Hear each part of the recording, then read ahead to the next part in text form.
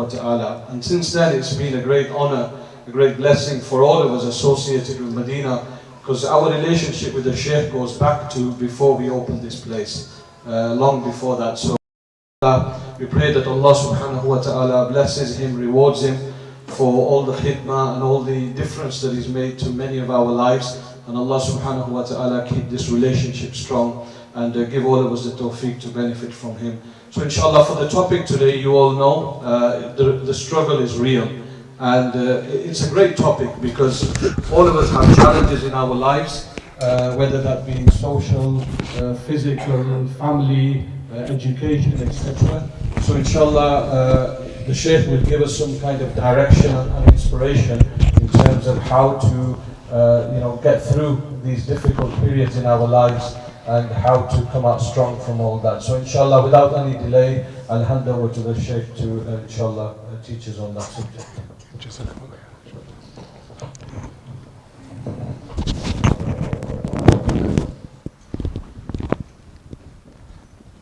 Bismillahir Rahmanir Rahim.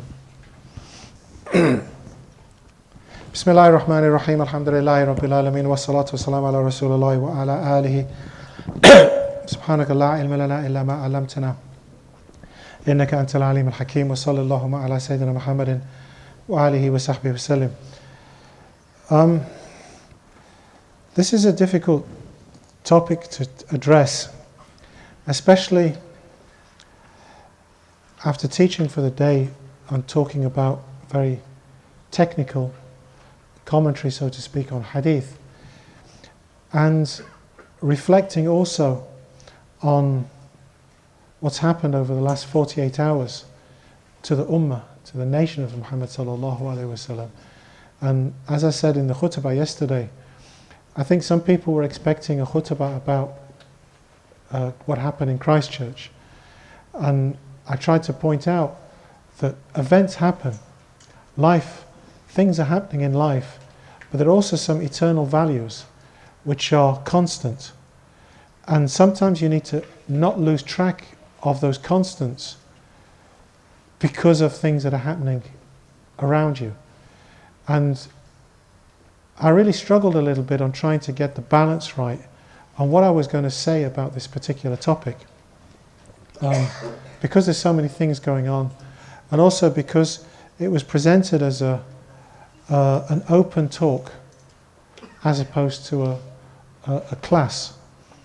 And that also sends a different kind of challenge, because does that mean I'm just going to chat, or am I going to get down to the nitty-gritty of what particular words mean and go into the depth of the hadith and the verses of Quran? So I'm going to try my best to kind of relate to those issues. And also, as Sidi Arshad has said, that each one of us is going through different struggles. And that's something that I always try to remember whenever I'm talking about any topic, is every single one of us is on a journey. And it just happens that our journeys have crossed paths here in Medina Institute for these few hours. And it's only a few hours that we're going to be together. And it might be that we never meet again. So the time that we spend together has to have some kind of positive impact on our lives. Because I'm going to go in my direction and you're going to go in your direction. And perhaps we'll meet, as Sidi Arshad just mentioned, it's almost 20 years that we've been connected. And we've sat and met in many different places. But our lives have gone and we've crossed paths. But that's how life is. So this topic of the struggle is real. Everyone will understand it in a different way, because everybody's struggle is different. But if we could lay down some basic principles of what are those everlasting constants, we might be able to apply them to our situation. And that's what I'm going to try and do. But at the same time, it wouldn't be fair to just dismiss things that are happening around us. So I will try, where appropriate, to link them to specific situations. And I'm quite happy for people to be quite open in the opportunity at the end, perhaps, to ask specific questions about specific challenges that individuals or the community are facing. And if they're not appropriate to discuss in public, then there's an opportunity. I'll say maybe we could talk afterwards. But what I want to start off with is one of the most important descriptions of the journey. The journey, if it's a spiritual journey, has to change people's spiritual states. Otherwise, it's not a journey. If you're going to be the same tomorrow as you are today, you're not progressing. So you need to know, how do I move forward with my life in terms of changing my spiritual state? And that's a constant. That's something that has been asked 20 years ago, 40 years ago, 100 years ago, 1,000 years ago. So it's not something that I'm going to make up today. And in fact, the description that I'm going to use is from one of the early scholars, a man called Abu Talib al-Makki, who wrote a famous book called Qut al-Qulub, the sustenance of the heart. I don't think it's translated into English, but for those that know Arabic and perhaps Urdu, it's available. But one of the things it talks about, or the path, how the path moves, or how you move along the path. I'll put the question, we finished at the last class, for those that were here, talking about generosity. We defined generosity, karam. Now, how do you become generous? It's different to knowing what generosity is. Because to become generous has to be part of your spiritual state. It has to be who you are.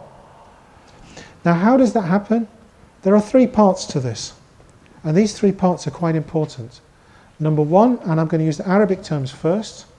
Then I'm going to use the English terms. And then I'm going to use psychobabble. Because I like using things like psychobabble. Okay. Right. The Arabic terms. Ilm. Knowledge. Ilm. Knowledge. Second, amal. Action. Amal. Action. And finally, hal. State. So you know something. You act in a particular way because of what you know. And if you keep acting like that, it becomes your state. Generosity. Now that we've talked about what generosity is, and just to recap, generosity is something that's in your heart. It's in the heart of a believer. When we talk about karam, Prophet ﷺ described it as the heart of a believer. And as a result of that heart, it overflows in a particular way. That you want something that you might not be in your capacity. I'll give you an example of zakat, or charity rather. One of Bani Israel, in the time of Moses, in the time of Sayyidina Musa, saw a mountain. And he said, if I had that mountain of gold, I would give it in charity. Sayyidina Musa was then instructed to go to such and such a place and tell him that Allah has rewarded him with the mountain of gold. He didn't do anything. But he had karam of his heart, he had generosity of his heart. Now, if he really had generosity of his heart, do you have an underground station? Do you have underground in Manchester, Oldham? We have a sort of underground in Glasgow. It's one of the oldest. And just like in other underground stations, you'll find people saying, you got 10 pence for a coffee. Well, what they really mean is, I'm drug addicted. I've got real issues in my life. And I've got nowhere to sleep tonight. And I need some money. But they don't say that, do they? Got some spare change for a coffee. Now, if you have that karam, you know what karam is, how would you react to that situation? You'd give. What if you didn't have anything to give? How would you react? What would your amal be? What would your action be? Your action would be to go to them and say, I'm really sorry. And I do this often. I'm really sorry, but I don't have any change. Now, why would I waste my time telling somebody I'm not going to give them anything? Everybody else just ignores them. But you see the reaction of people when you say to them, I'm really sorry I haven't got any change. You didn't need to tell me that, but thank you anyway. And I remember one particular lady, and she wasn't underground, she was just in a subway, and I really didn't have any change. And I just went to her, she said, she's shaking her, I said, I'm really sorry I don't have any money. don't have any change. The next day I did have money. And when I went to her and she saw me, she had a smile. Because she knew I was going to give her something. And I think the £1 that I gave her on the second day would have been better than giving her £5 on the first day. Because an action came from knowing what karam is. And once that becomes part of who you are, you become kareem, you become generous. Doesn't mean that you give a lot, because kareem doesn't mean you give a lot. It means that you have the quality of karam. So every good quality that you have is based on knowledge, and then an action, which is the consequence of that, and then your state, which becomes who you are. Now I said I was going to talk about psychobabble. Why? Because you gave me a topic which is full of psychobabble. Really. What you wanted some funky talk about struggling. And I know that because I know Bilal and I love him very much. And it always happens to me when I go to Singapore, because they specialise. When I go to Singapore, there's this particular group of people who are very close to me, and they always give me topics which they know are going to affect people's hearts. They talk, loneliness was one of the talks they asked me to give a lecture on. So I've got a 3-hour slot to talk about loneliness. They gave me talks about all kinds of, dealing with depression's an easy one. Yeah, that's standard, Sufi psychology. That's what it is. But so what you really want is something about dealing with issues. And that's about the kind of questions you're asking. You're going to be asking a therapist. Or maybe not asking your therapist because you don't go to a therapist, but it's the kind of thing that we're Googling. We're trying to work out somewhere in our lives, how do we deal with issues that we're facing in our lives? So how does that work? Ilm, knowledge. Another way of describing that is awareness. Actually being aware of what's going on. One of the brothers just mentioned something. I need to be careful because I don't want to identify him, but he described about identity crisis. I'm not saying that he's going through an identity, but he's dealing with identity issues. And I said to him, every single one of us is dealing with identity issues. Anybody that's not dealing with an identity issue in this room is lying. I can tell you that. And that ain't psychobabble, that's the truth. Every single one of us is struggling to work out who exactly I am within the big context of my world. I know who I am, but how does it fit with other people in my interactions? And if you're lucky enough to just be able to cut yourself off into a room and become an imam and just say, I just lead the prayers and come back, lead the prayers, that's fine. But most of us don't live like that. So we need to be aware of what is actually going on in our lives, inside ourselves and within our society. So you need awareness. What does amal mean? What does amal mean? It means strategies, actions to deal with those issues. And each one of us has got different issues. My issues, and I've talked a little bit about how I was dealing with some of the kids that I'm facing, is not really those kids. The issues are within me. And we talked about hugs earlier on, whether I was legally allowed to hug these kids. And I teach child protection, and I tell you don't hug kids. This kid needs a hug, what do? I hug him. Would I have done it if it was a girl? I don't know. I haven't dealt with girls in that type of crisis. I don't know. So my struggle is not about, it's different to your struggle. You don't need to worry about hugging kids. You just hug your kids because they're yours. You don't need to deal with delinquent kids like I do. Delinquent's the wrong word, you know what? But that's what they described as. For me, they're just lovely. And I love them to bits. And I want to take them home, even when they spit at me. Spit me in the face and I give them, do you want a hug? That's my life. But it's okay, that's my identity. I'm working out what's my role in life with regards to these kids. So I need strategies to deal with the spitting. Because I know that if I come home with a black eye again, Sarah's going to say to me, I mean, she gave me a hard time the last time I came with a black eye. You know, I mean, I don't know what you'd be like if your husband came home with a black eye. You'd say, leave that job, wouldn't you? And that's what she... But I can't leave that job. I love those kids, especially the one that gave me the black eye. So, I need strategies to deal with what's going on in my life. I need amal based on my knowledge. And then I need, as a result of this, I'm going to have an altered state. What does that altered state mean? It could be an altered state of consciousness.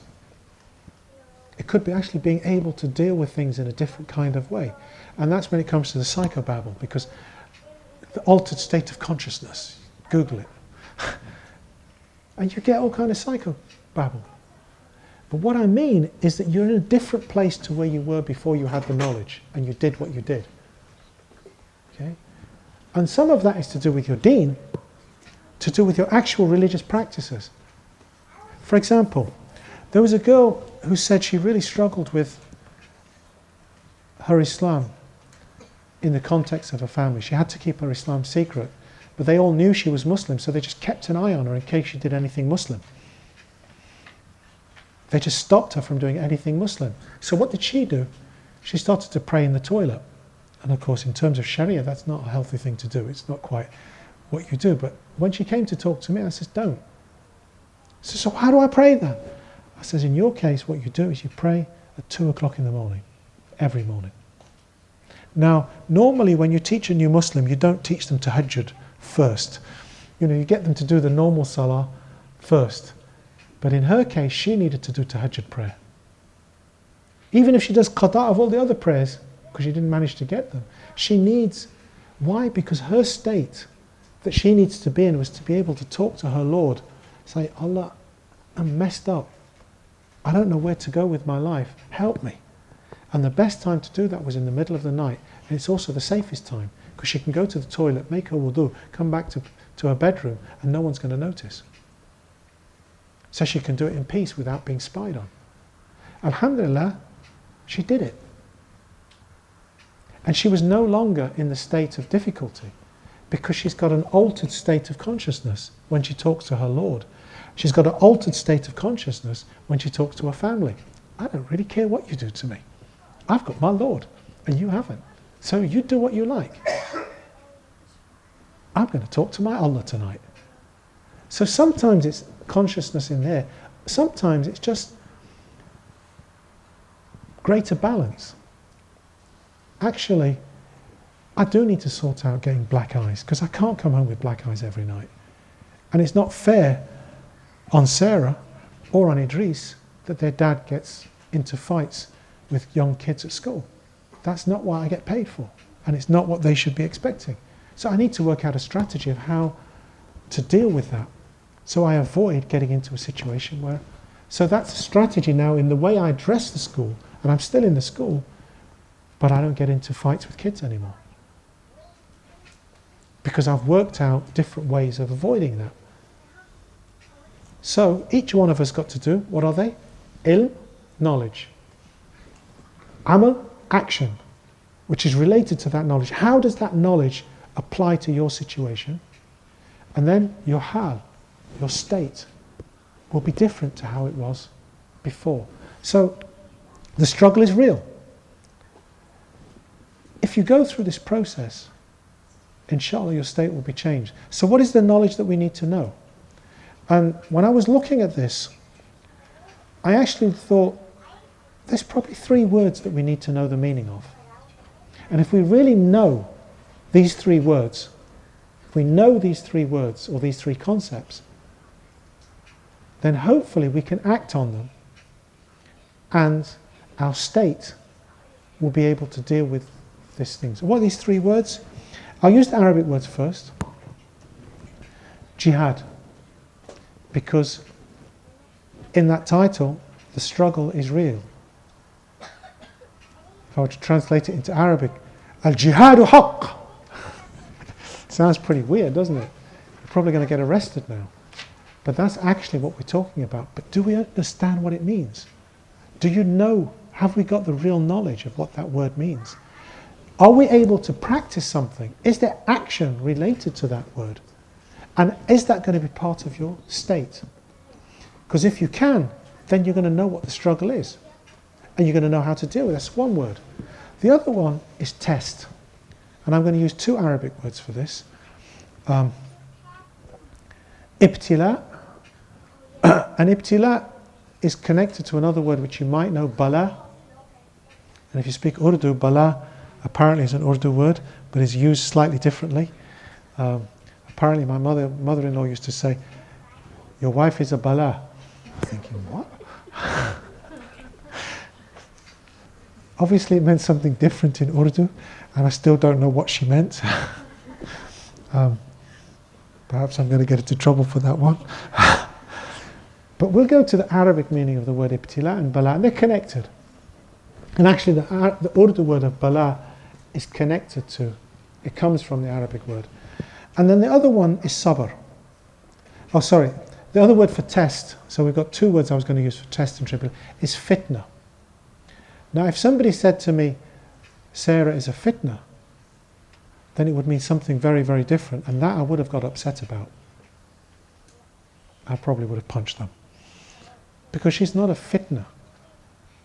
Although, so there's a difference between those two words. So the three English words are struggle, test, patience. Arabic word, jihad, ibtila, fitna, which is under test, and finally on the other side, the Arabic word, sabr. So is it clear what I'm trying to talk about? The reason why I want to make it clear is just because it hopefully is logical. Right, which word should we start with? Bala. So I can work out what does it mean. Sabr is what we come at the end, inshallah. And it's partly, the reason why I want to leave sabr till the end is because sabr doesn't make sense unless you know what a test is. So I use the word bala or ibtila, and I'll give you the definitions. Bala, or which is connected to baliya, bala, ibtila, is to test, to try, to put to the test. And they're kind of the same thing, but they're slightly different. Another meaning is to know from long experience. I'll say that again. To know something as a result of experience. A bala, or is connected, is to the word knowing something because of the bala. So because you've been through things,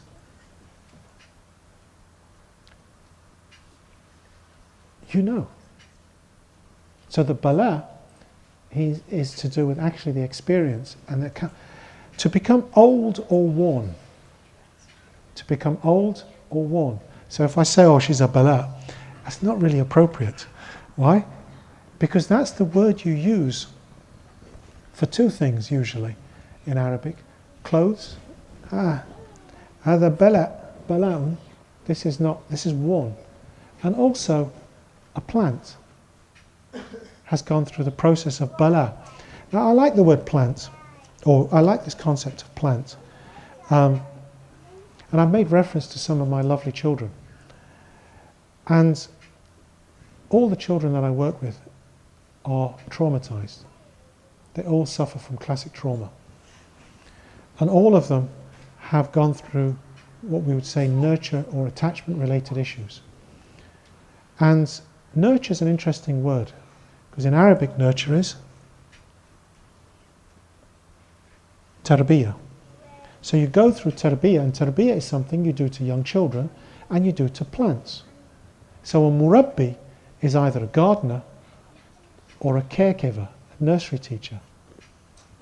And that's interesting about a plant, because a plant can go through bala because it's not nourished. A child is going through bala because it's not nourished. And the kids that I work with sometimes say, I get annoyed when teachers say, you are making bad choices today. You are making bad choices today. What they mean is, don't punch me in the head. That was a bad choice. And it's true. For me, it was a bad choice when they kicked me in the head. But what was the point of me telling this child, you've made a bad choice. The reason why is because would you ever say to a plant, that's a bad choice you've made today? If a plant is dying, what do you do? Any horticulturists amongst us will start to say, give it some water, or move it to the sun. They would start to think, how do you fix the plant? And if you're a psychotherapist, you'll say you talk to the plants. Okay? It's true, isn't it? Same with a kid. Do you tell the child that's going through bala, be patient! Don't make bad choices! Don't hit me in the head! You can't. He's going through bala. So when somebody's going through bala, or ibtila, this test, the plant, you need to nurture it in the correct way. What do? You move it to the right place. You feed it with water. You take care of it until it starts to become healthy. So you need to nurture. So bala is an interesting word because every single one of us has gone through ibtila and bala in our lives. How did you get through it? Because at the end of it, you learnt from your long experience. That's the definition. You became old and worn. Yeah, I've become old and worn. Yeah, these grey hairs didn't start last night. You know, I'm old and worn. Why? Because I've been teaching for 30 years. You know? I've been teaching for nearly 35 years. I've been in schools teaching kids for 35 years. There was a student I was supposed to meet today. He's in his 40s and he still calls me Mr. Ahmed. Do you remember me from school? I'm old and worn. I've gone through bala. Do you understand what bala is? Is it a good thing or a bad thing? Would you like to send your children to me to be taught? I mean, I'm a primary school teacher, so if I'm in your primary school, would you like me to work in your son or daughter's primary school? Or would you rather have a probationer that just graduated last week? By the way, you might end up having somebody hugs your children by that. And doesn't mind being kicked in the head. Sometimes that experience might help me or help me deal with people. All right.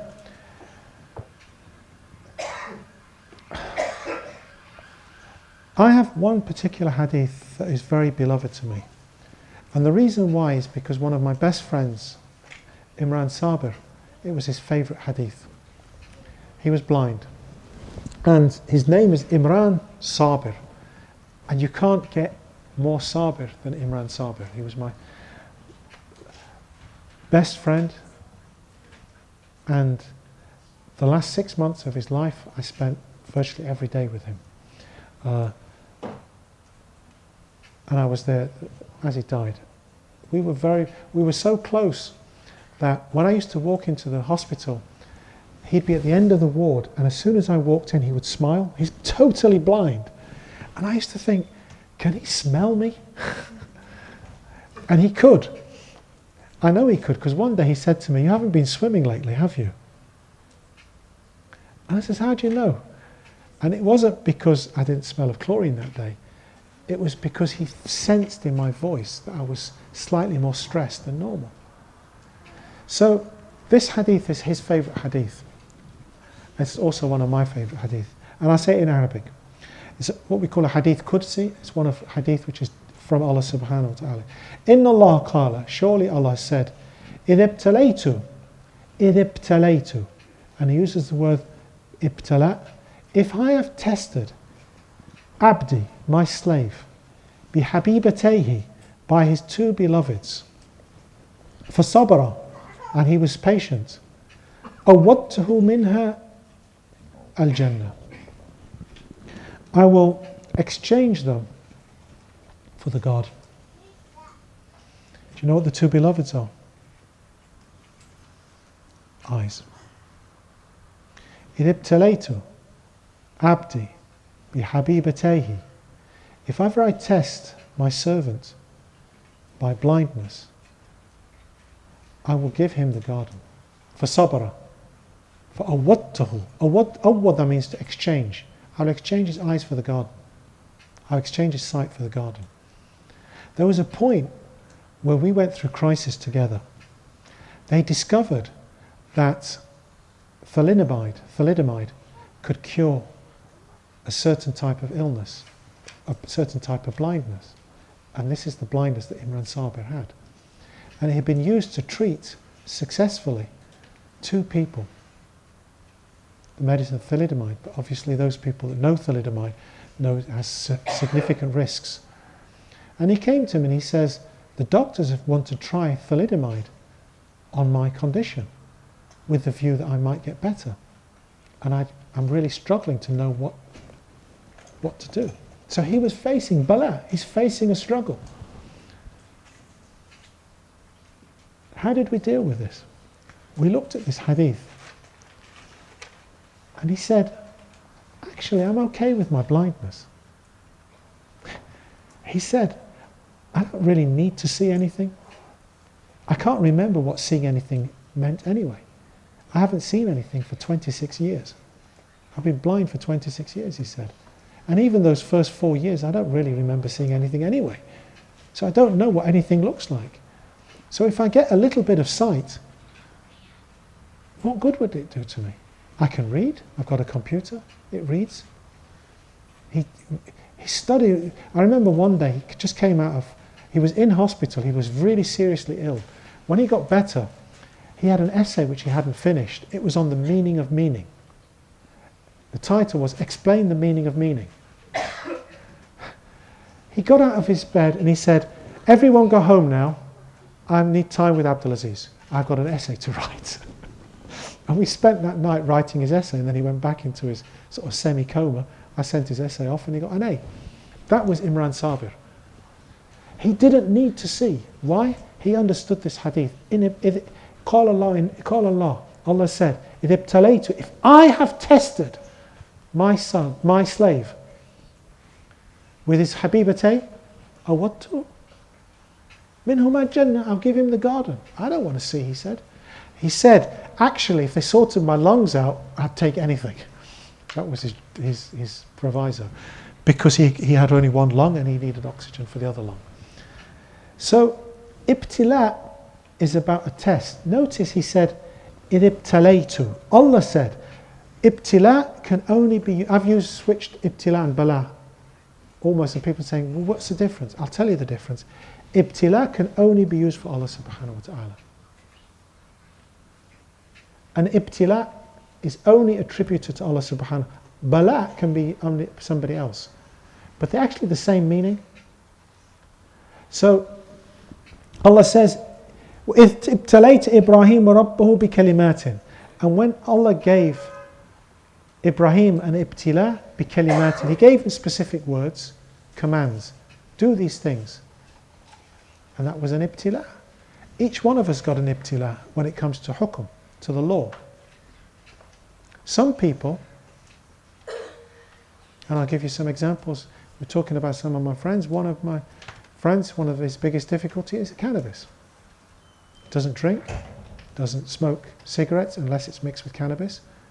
He prays 5 times a day. He's never drank. He's never committed adultery. He's not interested in girls. He's never done anything haram except smoking cannabis. His ibtila is cannabis. I'm not saying it's good or it's bad, but that's his ibtila. Now, most of us won't know what that ibtila is. Other people's ibtila is different. Many people have come to me with porn addictions, and not just men, women. Each one of them is different. I'll give you an example. When just taking that ibtila, there was a girl that came to me. Actually, she didn't physically come to me. She started to write to me, and she was porn addicted. She was addicted to porn. And this is quite rare. Not rare, it's quite strange for a Muslim girl to be addicted to porn. Or it's not as strange as men being addicted. So we talked about, well, what is it you see in the porn? What kind of porn do you like? So she's now talking to a sheikh about porn. And it turns out that the porn that she likes is always to do with old men having sexual activity with young girls. And usually the title of the film is incestuous. And there's a category on the porn site that she used to visit which was incest, or there's different words around incest. She was only interested. Can you see where this is going? Her test is very, very different to every other person's test. How does she face this struggle? How does she deal with this struggle? Is to understand what the ibtila is. And she can't do that on her own. She needs a bit of help. That's why she's talking to me. But her ibtila is different to your ibtila. She's never smoked cannabis. It's different to that guy's ibtila. And the guys that smoke cannabis is different to that guy's cannabis. Why? Because he prays 5 times a day. They don't. For them, it's much easier to deal with things. Because once they've stopped smoking cannabis, they can get on with their prayers. He smokes while he's praying. So it's a different kind of ibtila. And you can see where that girl, where she needs to go to get help. Her actions now are not about stopping porn. It's about dealing with what's going on in her life. Obviously, there's some trauma there. You are making bad choices, this plant. Don't make bad choices, plant. What does she need? She needs something else. She needs somebody to take her from that place where the plant is dying. Balia. She's going through bala. She needs to be put into the sun. She needs water. That's how she's going to get better. So how does she become better in the struggle? Is through knowledge and then acting. She needs strategies. Going back to the psychobabble, amal means strategies.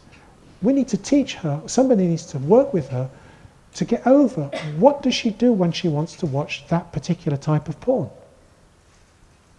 What can she do? These are the strategies. Until she comes to a point where actually she doesn't need to, because she knows those strategies have now become part of her. We were talking about suicide earlier. I was working with a lad who was suicidal 2 weeks ago, and now he's not. Do you know what he does whenever he's suicidal? It's really, really simple. He has a squeezy, and on the squeeze he's got a smiley face to saying, I love you, on one side, and on the other side, you're cool. And every time he wants to kill himself, he picks this up and he squeezes it. And he looks at it and it goes, I love you. I love you. I love you. Turn it over. You're cool. You're cool. You're cool. And he's actually better 2 weeks later than he was when he was suicidal. So it's not so he's got the strategy. He's a young kid, so he hasn't got the knowledge, so to speak.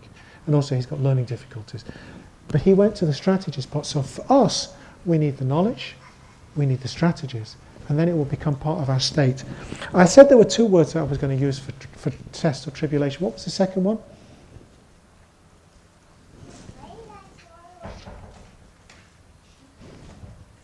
Fitna. Do you use that in order? What does it mean? Is it good or bad? Generally it's bad. And the reason why the word fitna is something which, to tempt, fatana means to tempt, seduce, allure, charm, captivate, rapture. Now, if somebody were to, if Sarah's mum were to say, Sarah is a fitna, then it would imply that she's charmed me. She's seduced me. So what would be some kind of attraction which has drawn me into test. Now that's very different to ibtila. Ibtila is a test, whereas a fitna is also a test, but it's a different kind of test, which is something attractive, and you pull yourself towards it. Now here, this is very different, because the struggle when there's a fitna is different to the struggle when it's ibtila. Is what happened in Christchurch a fitna or an ibtila?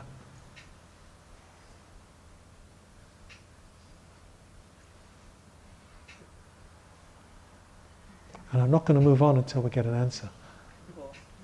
Both. I would say it's an ibtila. There may be fitna related to it, but essentially it's an ibtila. It's a test which is given to the people. The fitna that's surrounding it is, how do we respond to this? Because it's quite easy for us to get up and become angry. And that's very attractive. There's a charm to that. There's almost a seduction around that. And when we say that this is a test, and we say this is a fitna, it's because it's something which you could have controlled by stopping it.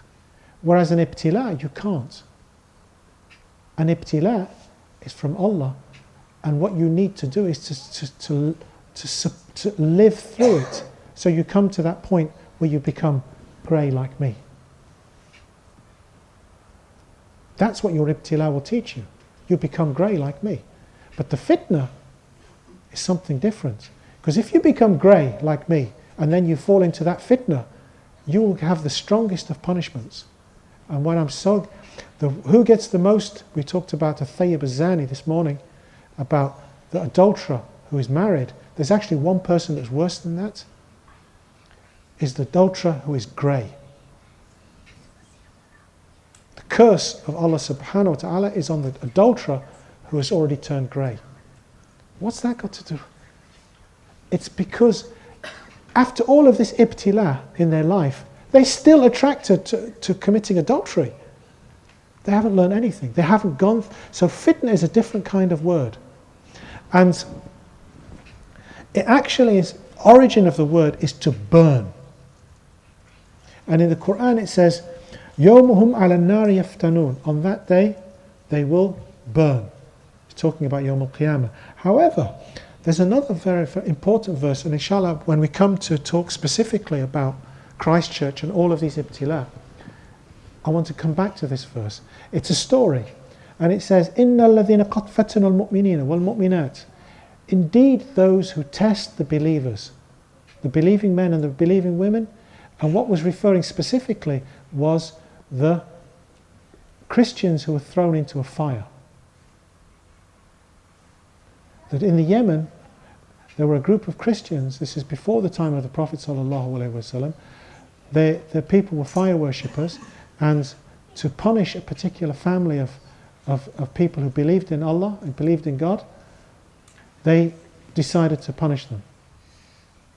The Persian fire worshippers punished them. We'll come to what happened in that story later. So we've got these three words already. Is that right? Two words. What have we got? Ibtila, fitna.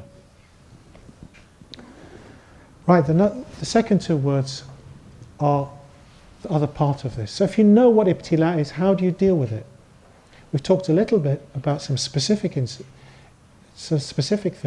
and one of the worst things you can do is to say to a plant, you're making bad choices. Because it ain't making choices, it's dying. And people are dying spiritually, and we're telling them, haram! Don't do that! You'll go to Jahannam, brother. It don't help. If someone comes to you and says, I want to commit suicide, and you tell them, it's haram, brother, you will go to hellfire. It's the same as telling the plant, don't make bad choices. Grow up. Be a healthy plant. It's useless. If somebody comes to me and says, I've just committed adultery, for me to tell them, it's haram, it's not going to help. They know it's haram, that's why they've come to me. So, what we need is understanding, but we also need to start to move forward with this, and that's what the two words are, sabr and jihad.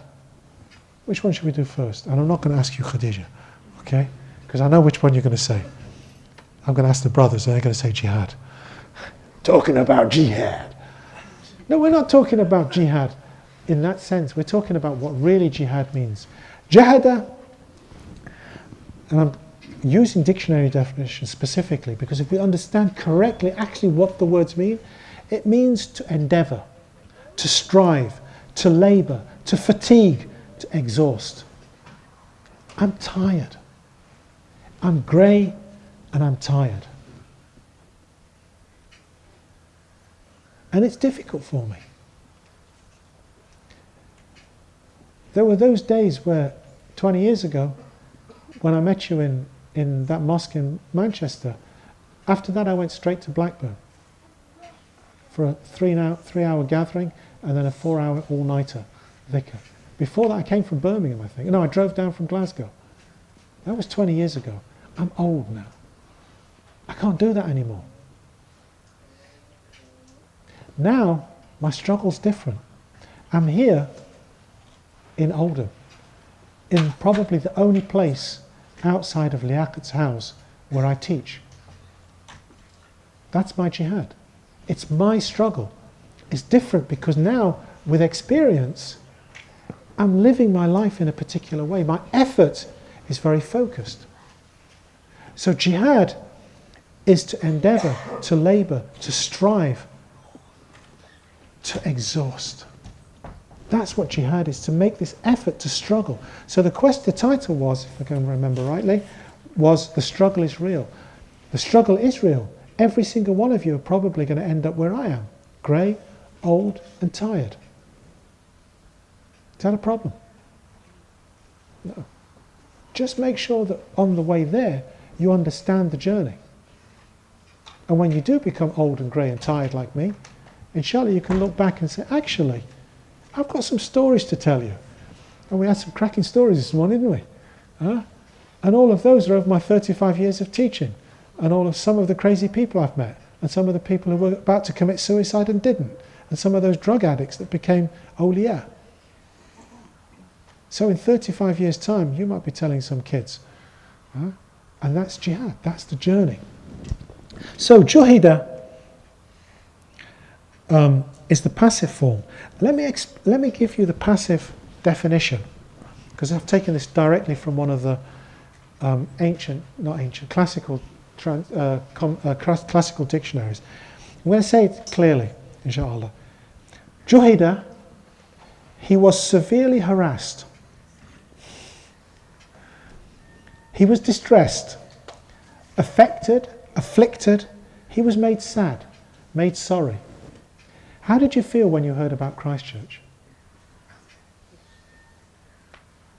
My first feeling was severely harassed, distressed, affected, afflicted, sad, sorry, and then immediately I thought of Dawood. Why? Because I know that Dawood took his shahada in Australia, and I was thinking, was it Christchurch or was it Auckland? Because I know he lived in both. Because there was a connection there, and that goes back to what we were talking about earlier. But those feelings that I had, what did I say? Juhida. That's actually what the meaning, the dictionary definition. I took that straight from Lane's lexicon, the classical Arabic dictionary. You want to know what jihad was? That's what I felt yesterday. I didn't kill anybody. I didn't hurt anybody. I cried a little. And I'm sure every single one of you did as well. And half of the stories that I told this morning and this afternoon, half of them you laughed, and half of them you didn't maybe cry, but you felt like crying. Because that's what was going on inside. So jihad is actually that feeling. The struggle, you found it.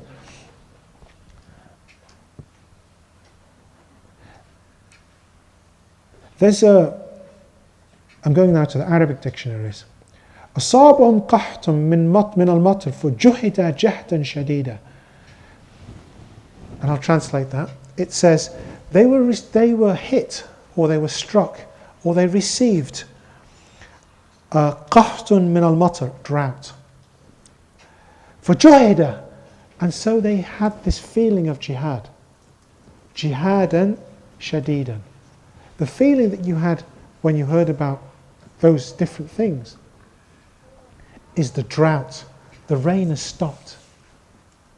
That's where I'm at. So jahada means to start from that point and then exert yourself as a result of this jihad. So your jihad isn't really about fighting. It's about an emotion inside you that now drives you to do something. So therefore, let me go to those dictionaries again. Jahada exerting one's utmost effort or power in contending an object of disappropriation. You can tell it's an old-fashioned dictionary written in the 50s. What does that mean? Is once you know there's something which is going to hurt you, or that you've decided on a moral grounds, because disappropriation refers to something which has got a moral choice, because there's a moral choice that's been made, I am now going to struggle to deal with it. That's what jihad is. And in one sense, that means a moral choice has been made about this particular fitna, that it needs to be removed. Al-fitna, as the Quran says, al-fitna ashaddu min al-qatl. Fitna is worse than killing. Why? Because what needs to be done is you can cleanse the fitna out, the seduction has gone. If you could get rid of all of the temptations, our kids will be safer. Alright, so let's go to the very last word, sabr. Right, its origin means to tie something up. Okay? To confine or to hold in custody, to tie somebody up so that they're no longer able to move. Sabr. I've tied you up, that's why you can't do anything. Sabr. Sabbartahu. I've done sabr upon him. You need to do sabr. Sabr on what? What are you tying up? If that's what the origin of the word means, what is sabr then? Being tied up. No. Why is it translated as patience? It doesn't have any real connection. It means being able to hold fast, hold tight. So sabr is of different types. And it's not a negative or a passive word. Because its meaning, although its origin is to tie, it means to tie firmly. To tie firmly. So when you do sabr ala or sabr fi, the preposition that you use after will depend on whether it's an active thing or a passive thing. When something is happening, now if I had a choice yesterday, was to rewrite the khutbah to talk about Christchurch, or to carry on talking about the meaning of Tawbah, which is what I'd prepared. I did sabr by doing the thing that I needed to do. These are the big issues, not the small issues. These are the big issues. So sabr, it means to stick to what you're doing. Praying is an active, but you need sabr. You need sabr. Many of us end up praying under the stairs. When we're driving, we pray. I don't know if anyone knows Glasgow, but where have we found a nice place to pray? Is at the back of Sainsbury's. At the back of Sainsbury's, there's a big shop. At the back of Sainsbury's, where the deliveries are, that's where I pray. Why? Because it's kind of a little bit quieter. But it's not real prayer. I pray, but I could tell you it's not the same as praying in the mosque. It's not the same as praying late at night in my own house. It's prayer. But I still need sabr upon it. I still need to be constant in it. So sabr is something which is active. So there's four types of sabr. Sabr ala ta'ah, being steadfast, ala, in your obedience. Sabr anil ma'asiyah. Sabr anil ma'asiyah means to be steadfast about disobedience. Being constantly aware of disobedience so that you don't fall into it. And when you do fall into it, pick yourself up and sort it out. Sabr al-makarih. Sabr in the times of difficulty, when things are painful for you. Okay, I could just pray when I get home. I could pray my maghrib, I could pray my asr qada'an when I get home. Could I? No. If I really have sabr, I'll do it at the back of Sainsbury's. It's not the same, it's not pleasant, but it's a job, got to do it. Takhallas, it's not ikhlas, it's not a sincere prayer, it's takhallas. Just get on with it. And then there's sabr on shahawat, not following, patience about desires. So if we've got all of those concepts, that's the knowledge we've got. And hopefully if you've taken notes, perhaps you can reflect on them afterwards of each of those different words. How do they lead to your actions? Only you can answer that. Only you can answer that. How does ibtila work in your life? What strategies do you need to deal with the ibtila of your life? Sometimes they're very straightforward and easy. Sometimes they're not. And when they're not, talk to people. People you trust. Work out how can we deal with this situation. Make our decisions collective. Do we know the difference between fitna and ibtila? If we do, then we should know that this is an ibtila and I need to deal with it in a particular way. This is a fitna and I need to deal with it in a different way. Because the jihad against the fitna is different to the jihad related to the ibtila. What kind of sabr do I need in my life to be able to move forward, to become sabir, to have the state of sabr? And I'm going to stop there with the concepts.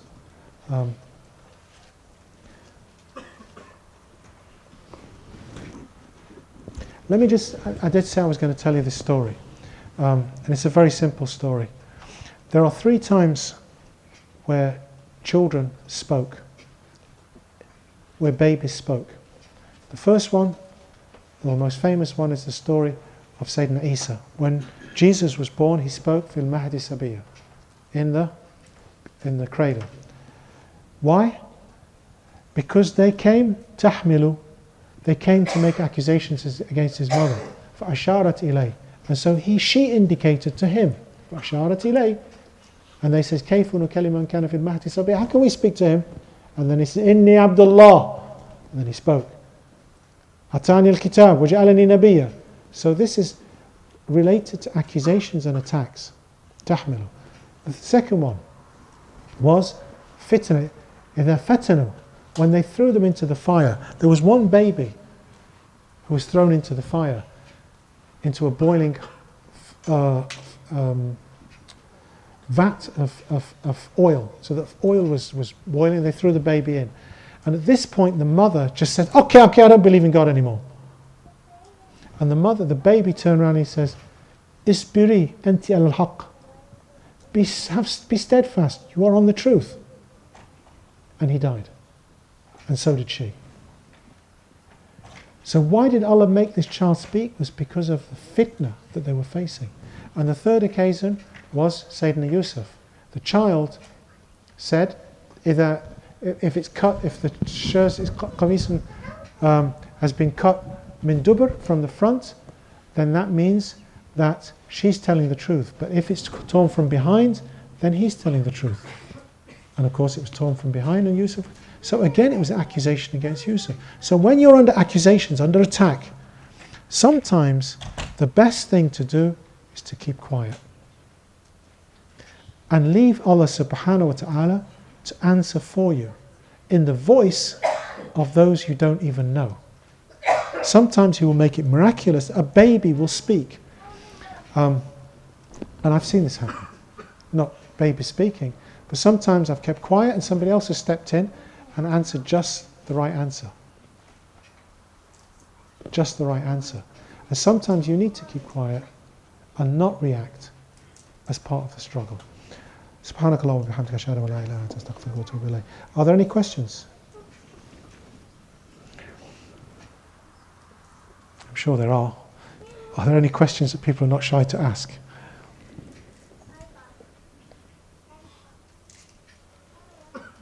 Please. Wa alaikum salam. You mentioned the 2 beloveds in the Qudsi. Yeah. What were those 2 beloveds? The eyes. Habibatay. No other beloved apart from the... In this particular hadith, it's referring to somebody who goes blind. And that's why Imran Sabir, it was his favourite hadith, was because he was blind.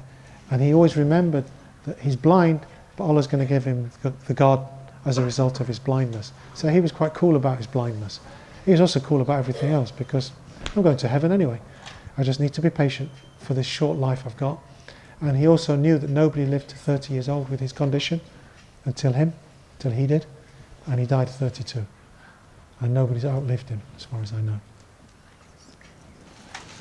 Any other questions? Please. I wanted to ask with regards to struggles with children. So if you've got like child in question is sort of Hmm. attracted to say sort of negative company, you realised, and you're trying to sort of deter them away by sort of introducing them to trying to keep them busy, etc. How would you sort of deal with that if the child is adamant that no, this is the company that they sort of want to be? It depends on the age of the child. If the child is under 7 or is under that concept of sevenness, it's still very young in the early stages, you just stop them. You get them opportunities to play with people in situations which is good for them. Your actions related to this knowledge about protecting children, if they're still young, just don't take them to people that are bad. Avoid them. Take them out of the school. Move house. Whatever you need to do, just protect them.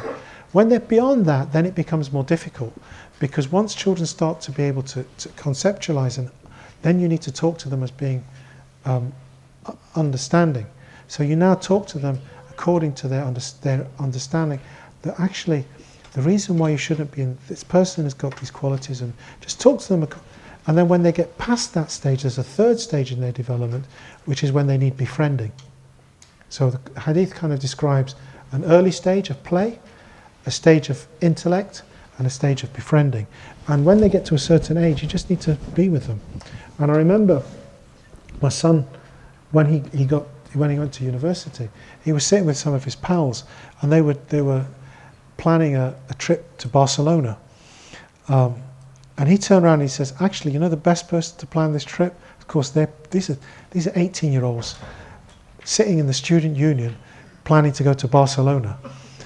And he turns around and he says, you know the best person to plan this trip is my dad. You know, you don't say things like that. It's not cool to say to your pals, can I bring my dad along with me? But what he needed was befriending. And we did. We didn't go to Barcelona, we went to Gothenburg instead. That's another story. So, but at that older stages, you just need to be with them and get them, mold them, keep the company, and make sure that you build the relationship that they want to be in your company. And hopefully so they're different stages, so it really depends on the age of the child. Please. Is having patience more than just being passive? Yeah, it's definitely more than passive. You need to be firm. Sabr is about firmness. So going back to the example of that girl who was in an abusive relationship, get out of it. That's not being, I don't ask her to, just take the beating. Nah, get out of it. Sabr means to get up and leave. If you can't hit him back, then leave. Probably get into trouble for saying that, but that's the reality, and that's sabr. Sabr means getting up